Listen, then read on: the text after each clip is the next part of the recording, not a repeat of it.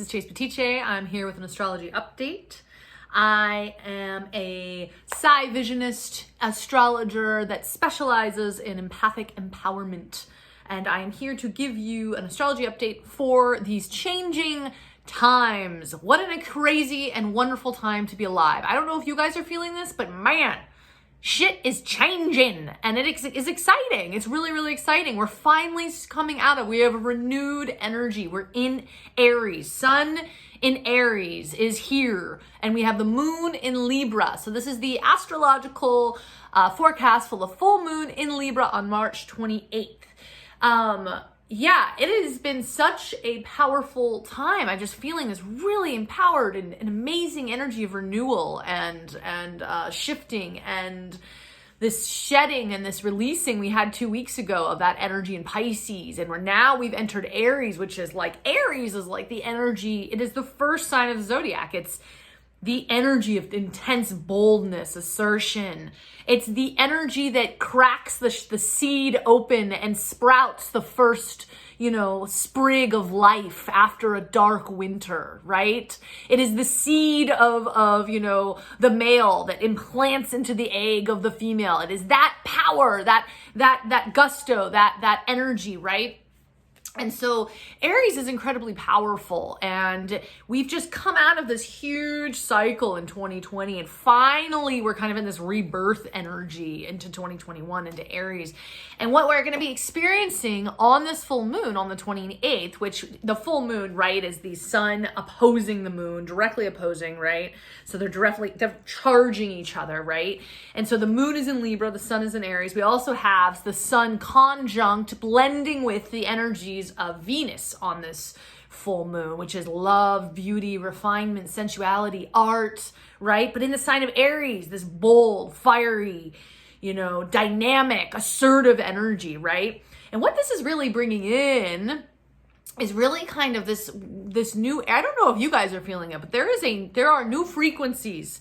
We are in a new world now, and it is really up to us as the empaths, the sensitive ones, the ones that are in tune with this energy, to begin to kind of shape it, cultivate, and lead it. That is what Aries is all about. Aries is the warrior. It is the leader. It is the pioneer. And this is a time of really pioneering new energies, new frequencies, new visions.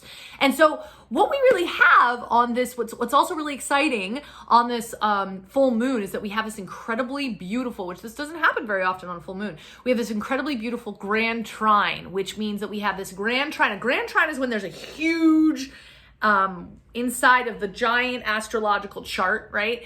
There's a giant triangle. There's 3 planets. They're enough of a triangle that they make a giant triangle within the chart. And so the 3 planets, the 3 archetypal energies that we're working with on this full moon, this heightened illumination of this energy, right, that's starting to occur, that we're blooming into, that we're blossoming into, is we have Saturn, which is in Aquarius, trining the North Node conjunct Mars in Gemini, trining the moon in Libra, okay? And you guys are like, what does that mean? What does that mean? Well, it's a grand trine in air. So, what this really, and the way I kind of boiled that down, is a grand trine is like this deep harmonization of energy. It's a deep harmonizing. And when it's that big, it's like this kind of gifted blessing of an experience, right? So if it's happening on this full moon, this heightened illumination of the shadow energies within ourselves, right? It's really this flow that is beginning to emerge between innovation. The Saturn in Aquarius is this really compounding and putting to form this innovative energy, this new frequency, this age of Aquarian energy, right, that we're in now, mixed with the energy, the North Node in Mars is this assertion and flow. So innovation mixing with assertion and flow, blending with art, okay? And so what I feel is energetically happening is this is really kind of like the establishing of a new cycle. We're beginning to establish a new cycle. We have this spring energy, and we have this new energy emerging, and we have to ask ourselves, how will this new cycle go? How are we going to show up in the world after 2020? now we have this new energy emerging, this new energy rising. How are we going to help shape it? How are we going to work with it? How are we going to lead it? What are we going to pioneer? What kind of new energies? What kind of new innovative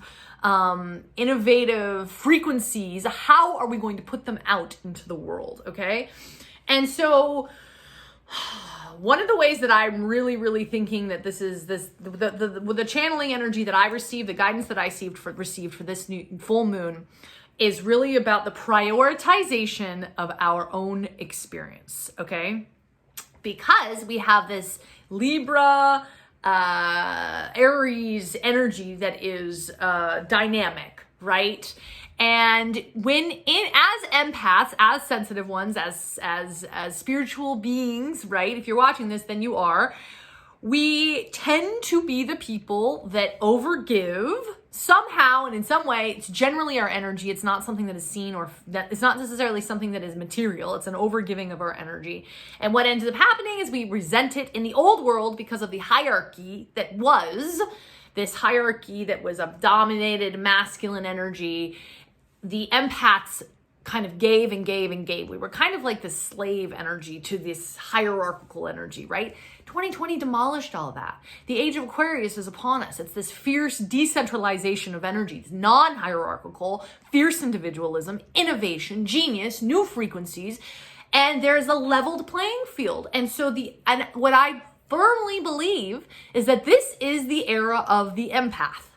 Okay, this is what I have been told. This is the guidance I have received. This is the era of the empath, and it is a new world. It's an exciting new world where we are able to finally start to come out of the closet, where we don't have to hide, this energy of the truth of what energy is in our world. We've been so stuck in this didactic, Newtonian, linear system, right? Where we have to see proof of whatever exists. And now things are starting to shift. There's new currencies. There's a cryptocurrencies that's shifting the entire materiality that we know, right?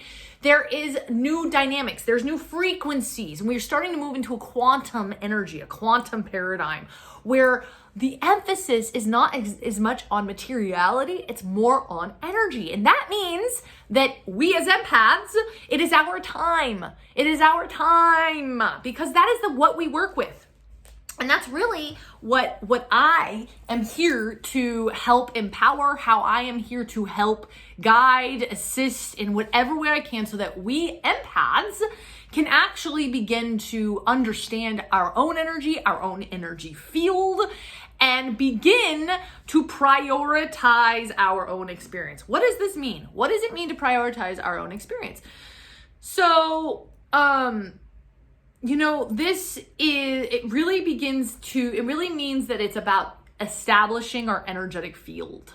And what that means is that we are not in this space of constantly needing to attend to others' energy to feel worthy, good about ourselves, that we begin to prioritize our needs, that we begin to prioritize our experience.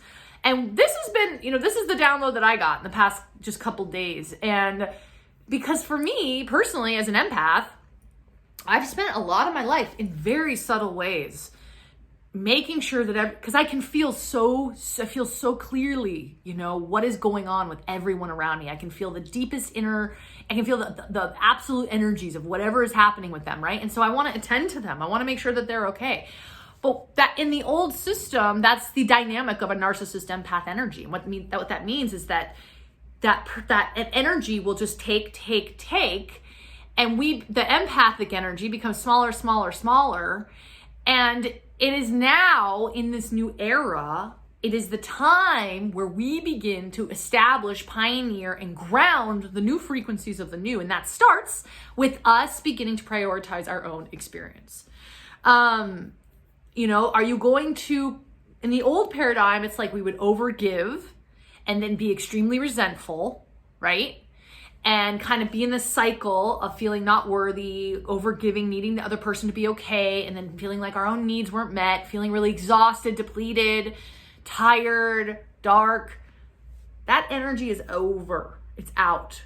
We're in the new, And it's time for the empaths to rise and begin to prioritize our own experience. What does that look like? It looks like if you're with someone or something, not needing to get involved with their energy. That person, that thing is on their journey. They have their own karma, and it is not our personal responsibility to take care of their energy for them. And it actually is our personal responsibility to begin to fill our own cup and begin to prioritize our own experience. Because as we do this, what begins to happen is the energetic field of us, the empath, the sensitive ones, begins to strengthen. And what happens as the sensitive, shamanic, psychic energy workers of this planet, we begin to shape the dynamic energies and the new frequencies. And so, you know, we are in a new flow, and it's really about us as empaths beginning to set the energy of this flow and beginning to, you know, get grounded in our own energy. So we're not as affected by everyone else serving, but beginning to prioritize this trining, this powerful trining of innovation, assertion and flow, and art. What does that look like to you? What does that look like to you? What does that mean for you in your life? You know, this is a new world. We are entering a new world, and we are the innovators and we are the conductors of this new energy. And this is the downloads that I have been getting. And energy that I'm really starting to feel that feels really exciting is I feel like we are kind of on the edge of this sexual revolution, this revolution in consciousness, and really this empathic revolution. And so, you know, a lot of different astrologers might say for this full moon, like, oh, this is really good for relationships and balancing the self with how you are with relationships. But really, all relationships come with your relationship with yourself. And unless you can absolutely correct your relationship with yourself, which means knowing who you are, knowing your shadow, not hiding from the dark parts of yourself, digging into them, being acquainted with them.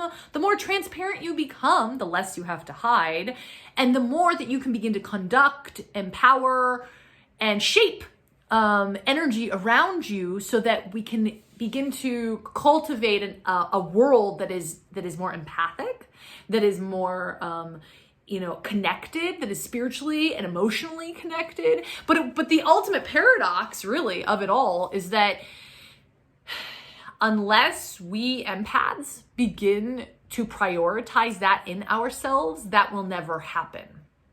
It's almost like we have to, because it's like we are already born givers.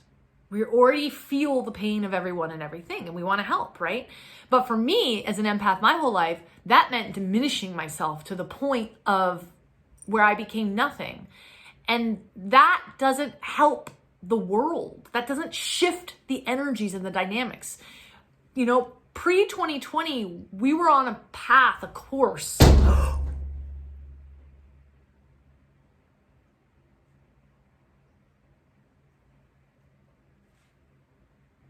Pre-2020, we were on a course of destruction on this planet. The energies of the masculine, meaning the rational, the non-empathic, the logical, the doing, the assertive, were so out of balance with the emotional, the intuitive, the energetic, that we were destroying ourselves, and we couldn't feel each other. We couldn't feel what was happening, right? 2020 forced us all to feel. It forced us all to feel the deepest parts of ourselves. And now we're starting to remember what it's like to connect with humanity, what it's like to engage with life, how much we missed each other, how much we love the land and the earth, how much energy affects us, because we were so inside of ourselves for so long, and now we're able to start coming out. And what this basically means is that we're going to be entering a new era there where finally everything paused.